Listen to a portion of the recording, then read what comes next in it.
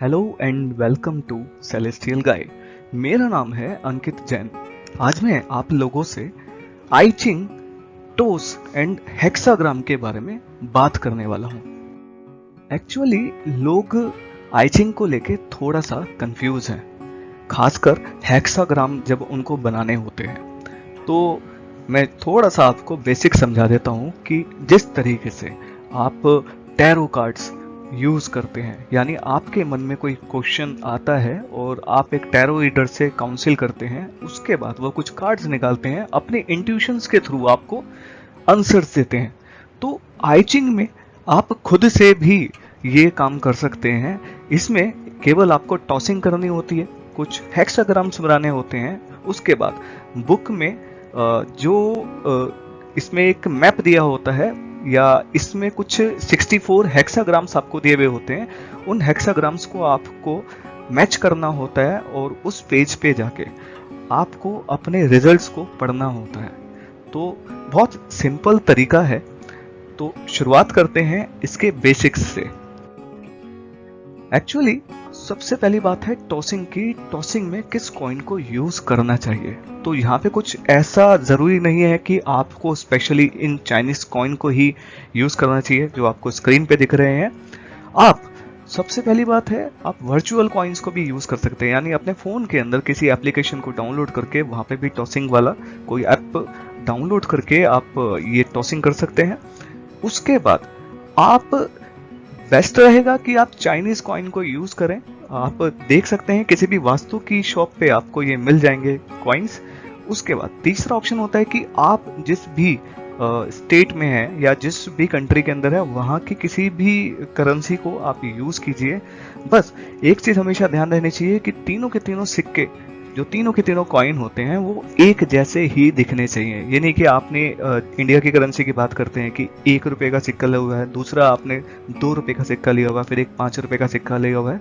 नहीं, ऐसा नहीं। वो तीनों सिक्के सेम साइज में, सेम डिजाइन में होने चाहिए और उनका नंबर भी सेम होना चाहिए। तो अगर आप इतना कर लेते हैं तो आप रेडी हैं आई चिंग के लिए।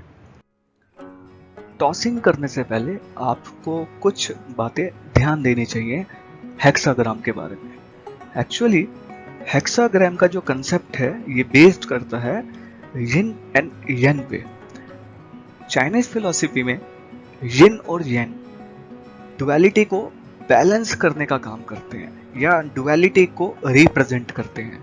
जिस तरीके से हम सांस लेते हैं और सांस छोड़ते हैं, ये दोनों हमारी बॉडी के लिए जरूरी है। उसी तरीके से डार्क और लाइट का बैलेंस, नेगेटिव और पॉजिटिव का बैलेंस, फायर और वाटर का बैलेंस, हॉट एंड कोल्ड का बैलेंस, अप एंड डाउन का बैलेंस, ऐसा करके दुनिया में हर चीज को चलाने के लिए बैलेंस होना जरूरी है।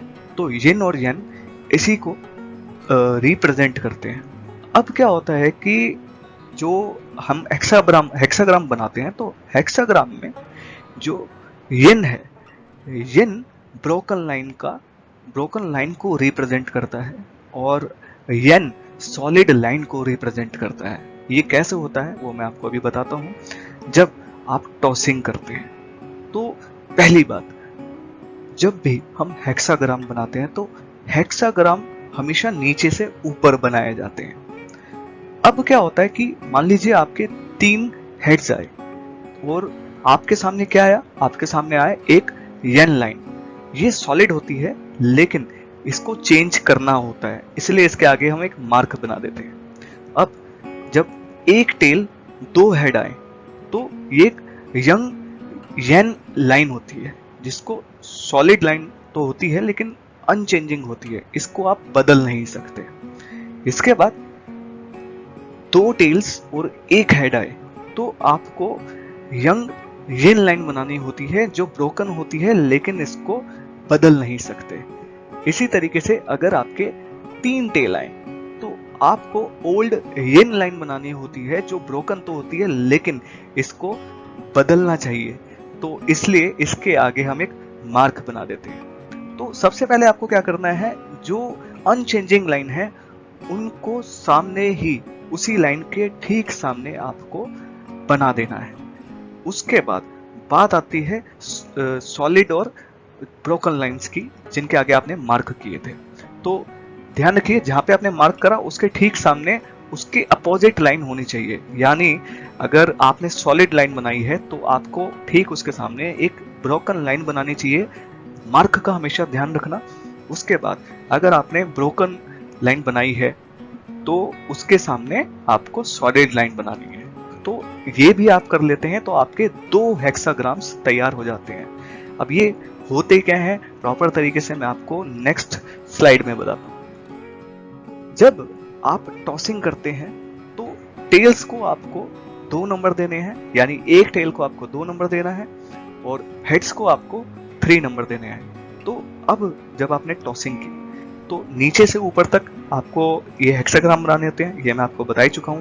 3 टेल आए मतलब 3 3 3 इक्वल टू 9। तो आप एक सॉलिड लाइन बनाएंगे और उसके आगे आपको एक मार्क बनाना है क्योंकि 3 हेड्स आए हैं। इसके बाद जब आप 2 टेल्स और एक हेड आए तो यहाँ पे आपके 2 + 2 + 3 यानी 7 नंबर आता है। तो 7 नंबर का मतलब भी एक सॉलिड लाइन होता है, लेकिन ये अनचेंजिंग होती है। उसके बाद आपके 3 टेल्स आए।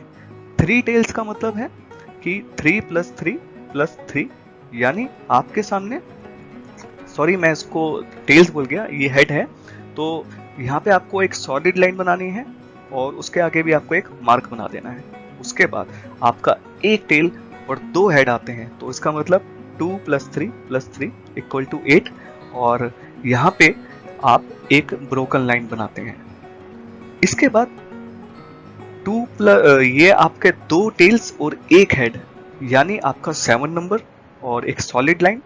उसके बाद 3 टेल्स आ गए और यहाँ पे आपको 6 लिखना है और उसके आगे आपको एक ब्रोकन लाइन बना देनी है। उसके बाद उसके आगे एक मार्क बना देना है। ध्यान रखिए बहुत सिंपल है।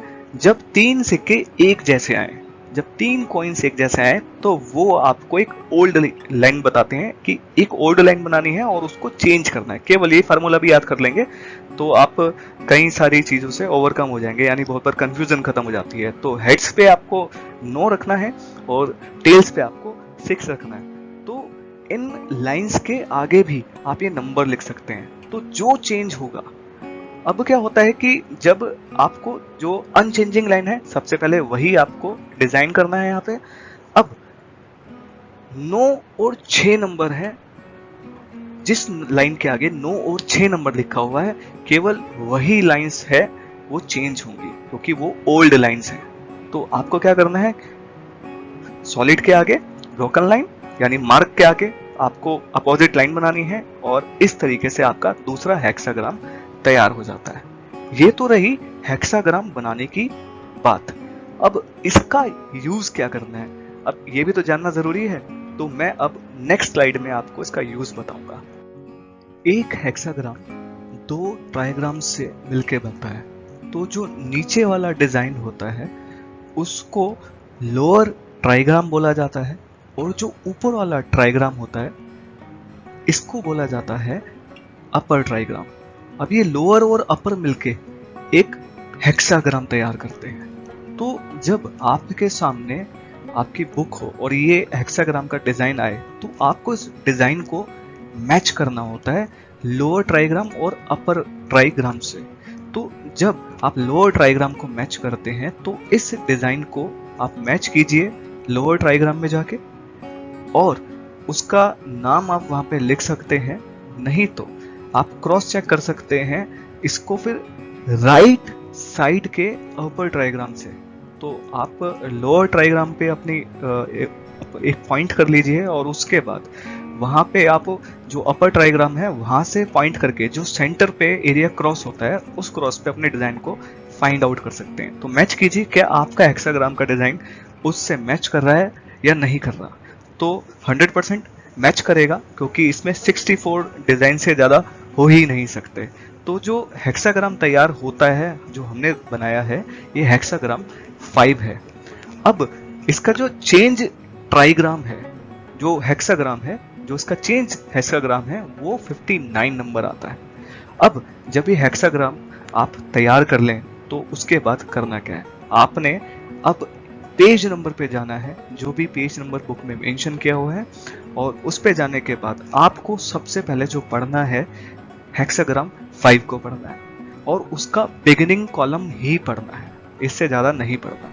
अब आपको चेक करना है कि आपके हेक्साग्राम में जो लाइंस हैं कौन कौन सी आपने चेंज की थी। तो वो जो चेंज लाइन आपने की है उन लाइनों को ही, उन लाइंस को ही आपको पढ़ना है, या उनसे रिलेटेड प्रिडिक्शन ही पढ़नी है जो बुक में मेंशन होगी।